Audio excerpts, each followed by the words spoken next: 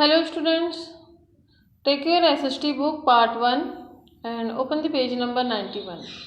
Today we will read Civics chapter 5, Small and Large Scale Industry of Chhattisgarh. आज हम नागरिक शास्त्र से chapter 5 small and large scale industry of Chhattisgarh पढ़ने वाले हैं. मीन्स छत्तीसगढ़ के छोटे एवं बड़े उद्योग. आपने पिछले पार्ट में आपने उद्योग के बारे में विस्तार से अध्ययन किया था चैप्टर 4 में, जिसमें कुटीर उद्योग के अंतर्गत आपने दस्तकारी एवं ठेकेदारी के काम में मिट्टी के काम व कोसा उद्योग के बारे में पढ़ा था. इस लेसन में जो है हम क्या पढ़ने वाले हैं, कुटीर उद्योग से बड़े उद्योग अर्थात लघु एवं बृहत उद्योग के बारे में पढ़ेंगे और उत्पादन का काम कैसे होता है ये भी जानेंगे. Look at this video and listen carefully. Small scale industry. The small form of cottage industry is called a small scale industry. This industry requires less capital and less machines. The machines used in this industries are small but electric powered. Raw materials are bought from other states and the produced goods are sold locally and to far off market. In this industry, rice mills, poha mills, cereals mills, making bread, biscuit, sawmills, factories making steel utensils, iron factories, shoes, chappals, leather things, copper and bronze utensils, etc. are made. Means यहाँ पर क्या होता है, कुटीर उद्योग का जो बड़ा रूप क्या कहलाता है, लघु उद्योग कहलाता है. इस उद्योग में कम पूंजी और कम मशीनों की आवश्यकता होती है. इन उद्योगों में प्रयुक्त मशीनें छोटी किंतु विद्युत से चलने वाली होती है. कच्चा माल मीन्स रॉ मटेरियल अन्य प्रदेशों से स्टेट में क्या होता है, स्टेट से मंगाया जाता है तथा निर्मित माल को की जो बिक्री होती है वो स्थानीय एवं दूर दूर के बाजारों में भी की जाती है. इन उद्योगों में जैसे हमने बताया आपको मिल, जो चावल मिल, पोहा मिल, दाल का मिल, ब्रेड बिस्किट बनाना, आरा मिल, स्टील के बर्तन बनाने के कारखाने, लोहे के कारखाने जैसे अलमारी, कुर्सी, पाइप, हथौड़ा, जूते चप्पल, चमड़े की अन्य वस्तुएं, तांबे व कांसे के बर्तन आदि बनाए जाते हैं. ये स्मॉल स्केल इंडस्ट्री हुआ. Students, what can be the difference between working at home and factories? क्या आप बता सकते हैं कि घर पर काम करने और कारखाने में काम करने में क्या क्या डिफरेंट हो सकते हैं? नेक्स्ट देखते हैं छोटे कारखाने. To know how small factory runs, we shall study in detail about rice mill. As we know Chhattisgarh state yield more quantity of rice, so is called bowl of rice.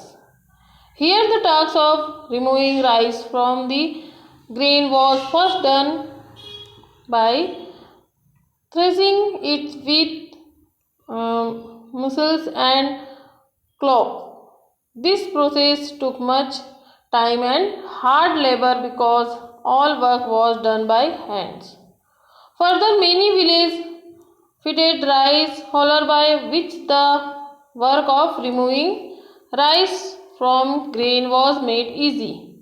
Other than rice huller machines, with the rice mills it was possible to remove more quantity of rice from rusk. There are many rice mills in our state like जैसे क्या है, छोटे कारखानों में किस प्रकार काम होता है ये हम अभी आगे जानेंगे. कि छत्तीसगढ़ राज्य में अधिक मात्रा में धान की पैदावार होती है, इसीलिए हम इसे क्या कहेंगे, धान का कटोरा. मीन्स क्या कहेंगे इसे हम, is called bowl of rice. इसलिए यहाँ पर क्या होता है, यहाँ पहले धान से जो चावल निकालने का काम क्या होता था, मूसल और ढेकी से होता था यहाँ पर, जैसे कि हमने आपको बताया. और इस प्रक्रिया में काफ़ी समय और क्या लगता है, मेहनत लगता है, क्योंकि इसमें जो है काम क्या होता है, हाथों से किया जाता है. और आगे जाकर क्या हुआ यहाँ पर कि गांव में बहुत सारी धनकुट्टी हॉलर मशीनें लग गई और जिससे चावल निकालने का काम आसान हो गया. इन मशीनों से कम समय में अधिक से अधिक चावल निकाला जा सकता था. आजकल जो है धनकुट्टी हॉलर मशीनों के जो अलावा चावल मिल जैसे आप लोग देखते हैं, राइस मिल है ना, इससे क्या होता है अधिक मात्रा में धान से चावल निकाला जा सकता है। आपने भी कभी राइस मिल देखी होगी। और हमारे जो स्टेट में है यहाँ पर कैसे, जो छत्तीसगढ़ में भी आप लोग देख सकते हैं किन किन जगहों पर यहाँ पर जो चावल की मिलें हैं, जैसे कि लाइक कुरूद, महासमुंद, तिल्दा, नेवरा, नवापारा, राजिम, आरंग, भाटापारा, धमतरी, बेमेतरा, सूरजपुर और गरियाबंद और कोंडागांव और जांजगीर चांपा एक्सेट्रा। इन जगहों पर भी क्या है, बड़ी संख्या में चावल की मिलें हैं। So students, let's see next page. Where does farmer sell paddy? Means किसान जो है धान कहाँ बेचता है। किसान अपना धान बेचने के लिए अपने आसपास के सहकारी समिति में ही लाते हैं, जिसमें क्या होता है सरकार द्वारा निर्धारित मूल्य पर ही समिति द्वारा धान खरीदा जाता है। जैसे समर्थन मूल्य धान का निर्धारित सरकार द्वारा हर वर्ष निर्धारित किया जाता है। जैसे इन समितियों के अलावा किसान अपने धान को मंडी में भी बेच सकते हैं, और मंडी थोक बिक्री या बड़ा बाजार जैसे सब्जी मंडी, फल मंडी, धान मंडी है। मंडी में किसान धान तब बेचता है जब सरकारी जो है समिति उनका पूरा धान नहीं लेती और उनका धान बेहतर किस्म का होता है। किसान जो धान सहकारी समितियों या मंडियों को बेचते हैं वह FCI के गोदामों में जमा हो जाता है, फिर वहाँ से उससे चावल निकालने के लिए राइस मिल में भेजा जाता है, जैसे कि आप लोग यहाँ पर देख सकते हैं।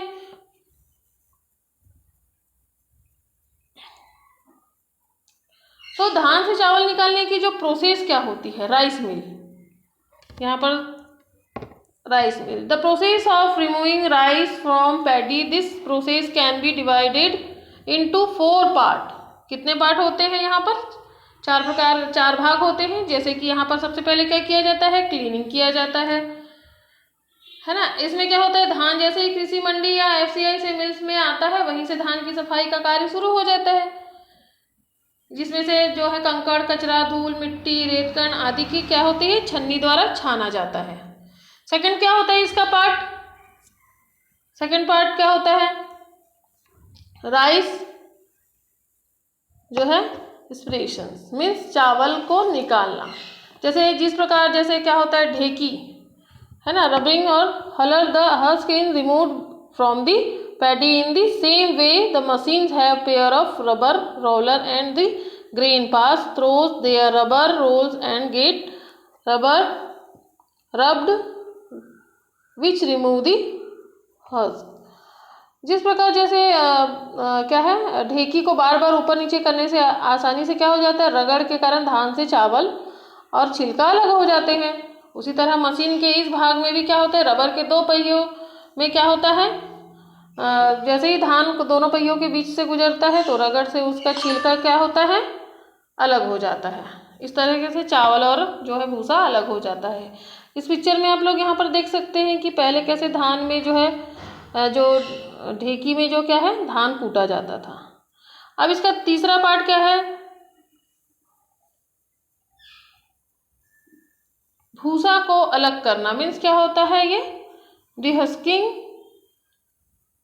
Bye supa the waste of grain is spreaded from the rice in the same way machine remove the spreaded husk from rice, this machine is called separator. जिस तरह सूपा से हम लोग अनाज के कचरे को अलग अलग करते हैं, उसी तरह यहाँ पर चावल से भूसे को अलग किया जाता है। इस मशीन को सेपरेटर कहते हैं। फोर्थ पार्ट क्या होता है यहाँ पर, polishing. In this part the rice is polished. In this process rice is divided into their parts, the third whole rice, second broken rice and in first small pieces of kernel are collected. In this process the covering of rice is separated from rice called rice bran which is collected to one place. यहाँ पर क्या होता है, चावल में polish की जाती है और इस प्रक्रिया में चावल 3 हिस्सों में बढ़ जाता है। जैसे तीसरी जो ढेरी में है क्या होता है, साबुत चावल अलग हो जाता है, दूसरी ढेरी में 2 टुकड़े वाले अलग हो जाते हैं जिसको क्या कहते हैं, खंडा कहते हैं, और पहली ढेरी में जो चावल के छोटे छोटे कण जिसको कनकी के रूप में जमा करते हैं। इसी भाग में चावल की पॉलिश के दौरान चावल का जो ऊपरी परत कोढ़ा के रूप में एक जगह इकट्ठा हो जाता है। आप लोगों ने भी देखा होगा चावल की भूसी और जो कोढ़ा जो गाय को खिलाया जाता है ताकि जो है गाय ज़्यादा दूध दे सके। चावल तैयार करने की जो है मशीन देख सकते हैं यहाँ पर आप लोग, ये मशीन है ना, जो है उसना मिल में धान को उबालते हुए यहाँ पर देख सकते हैं। उसना मिल की मशीनें भी होती है। यहाँ अरवा या उसना चावल निकालने की मशीन एक ही होती है। उसना जो चावल निकालने के लिए क्या होता है, हड़ियानुमा मशीनों की हंडियों को पानी से आधा भरा जाता है और पानी गर्म करते हैं, फिर उसमें धान को डाला जाता है। उसमें धान लगभग 8-10 घंटे तक रहता है। इसके बाद हंडियों में लगे पाइप से पानी को बहा दिया जाता है। इस धान को फर्श पर सुखाकर अरवा मिल मशीन में डालकर धान से चावल निकाला जाता है। हमारे छत्तीसगढ़ में इस चावल को उड़ीसा, बिहार, बंगाल, तमिलनाडु, आंध्र प्रदेश और आदि राज्यों में भेजा जाता है। वहाँ के लोग क्या करते हैं, बॉयल जो है राइस खाते हैं। आगे देखते हैं number of labour and their conditions. यहाँ पर क्या होता है, मजदूरों की संख्या एवं स्थिति। इस मिल में काम करने वाले मजदूरों की संख्या लगभग 15 से 20 होती है। इस मिल में 2 तरह के मजदूर रखे जाते हैं, एक नियमित वाले और दूसरे स्थायी कर्मचारी। नियमित है ना, यहाँ पर अक्टूबर से फरवरी तक मिल लगातार चलती है और मार्च से जून तक नियमित काम नहीं होता है, जबकि बरसात में तो मिल बिल्कुल भी बंद हो जाता है। अब हम आगे देखते हैं यहाँ पर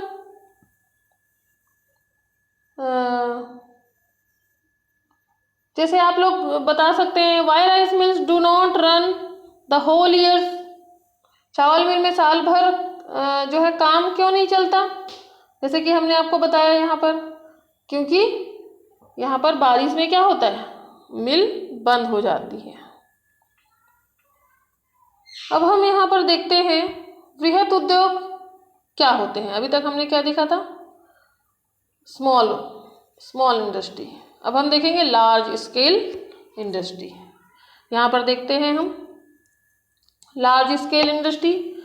When any industrial products are used in large quantity and products produced in large scale, then it is called large scale industry. It needs large amount of investment, skilled labor, high technology and machines running by electricity. Under this industry, iron and copper industry, jute industry, cotton cloth industry, paper industry, etc.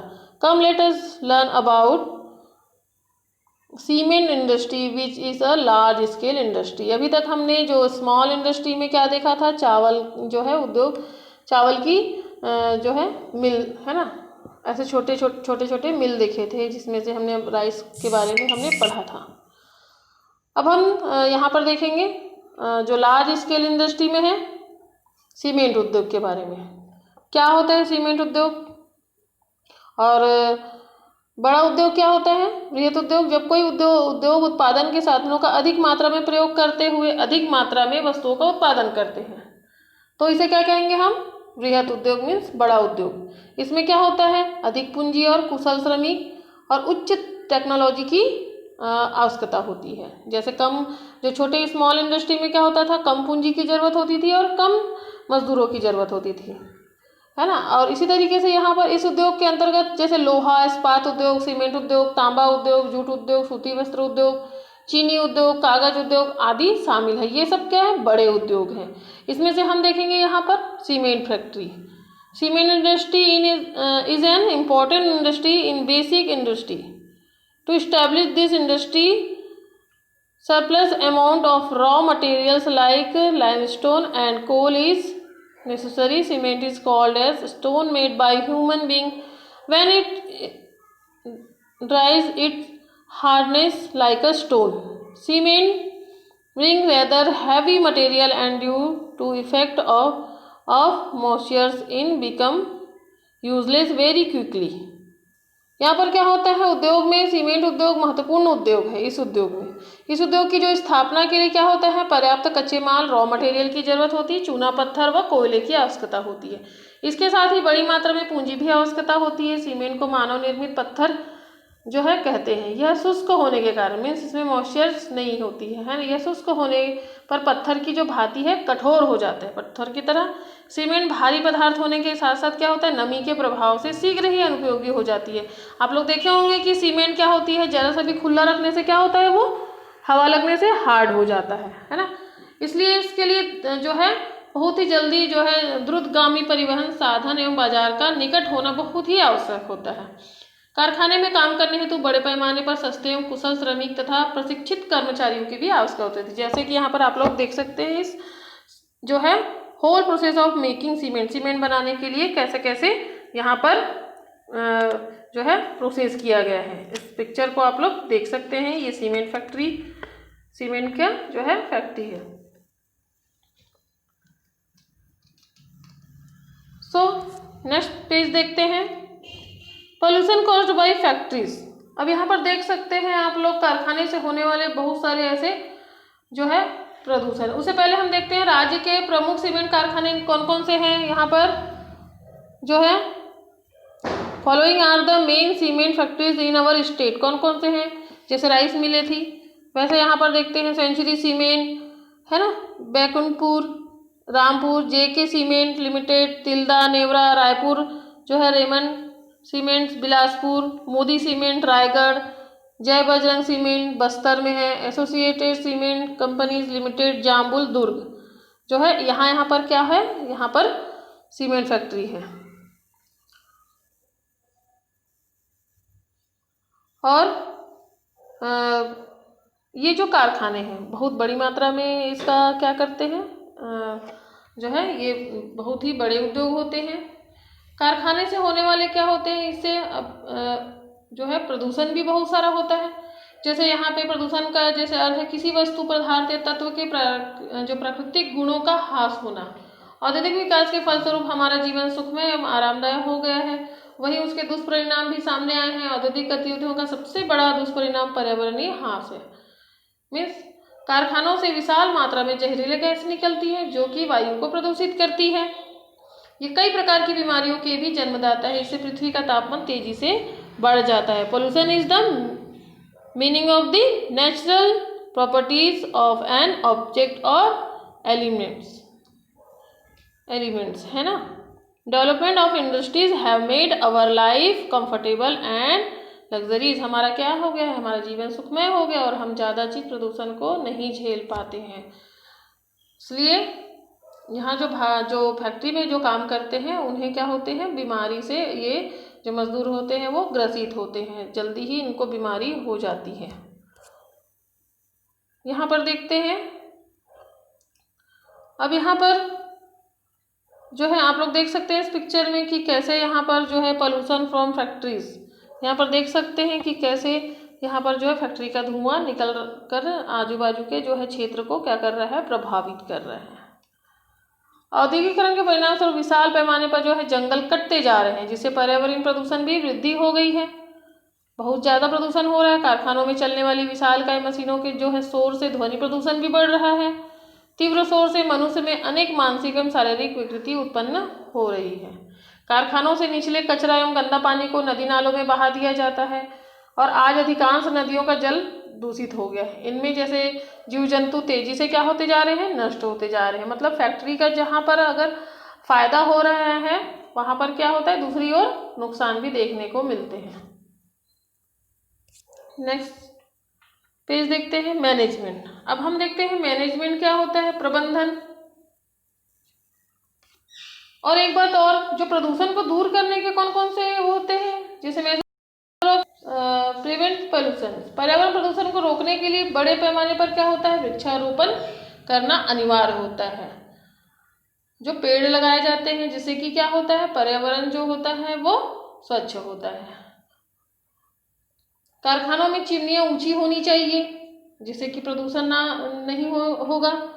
और कारखानों में प्रयुक्त होने वाली मशीनों में ध्वनि अवरोधक लगाया जाना चाहिए। ये सब क्या है, प्रदूषण रोकने के उपाय हैं। अब मैनेजमेंट कैसे करते हैं, there is a need of management in any factory from complete process from production to the market. Different people to different work in management investment in done by the owner of the factory who have full control over the management from buying raw material, arrangement of employees, of handle machines and its operation, packing the things after production to send the products in whole scale, markets and transportation of the products made। इसमें क्या होता है, किसी भी जो कारखाने में उत्पादन से बाजार तक की पूरी प्रक्रिया के लिए क्या होता है, प्रबंधन आवश्यक होती है। प्रबंधन में विभिन्न व्यक्तियों द्वारा अलग अलग कार्य किए जाते हैं। कारखाने के जो मालिक होते हैं उसके द्वारा पूंजी लगाई जाती है, जिसके द्वारा क्या होता है, कच्चा माल खरीदा जाता है और मशीन लगाया जाता है। उसके संचालन के लिए कर्मचारी रखे जाते हैं। वस्तु बनने के बाद उसकी पैकिंग करना क्या होता है, अनिवार्य होता है। वस्तुओं को थोक बाजार तक पहुंचाने के लिए परिवहन की व्यवस्था भी होनी चाहिए। उत्पादन और बिक्री पर पूर्ण नियंत्रण करने के लिए प्रबंधन का जो होता है वो कार्य होता है, ये मैनेजमेंट का कार्य है। तो कोई भी जो है बिजनेस लगाने के लिए, बिजनेस करने के लिए इन सब सारी चीज़ों की हमें क्या होती है, आवश्यकता होती है। सो स्टूडेंट्स, आप लोग इस चैप्टर को घर में एक बार रिवाइज कीजिए और इसके जो है फिलअप्स है और जो क्वेश्चन आंसर हम आपको नेक्स्ट वीडियो में भेजेंगे। Okay, take care.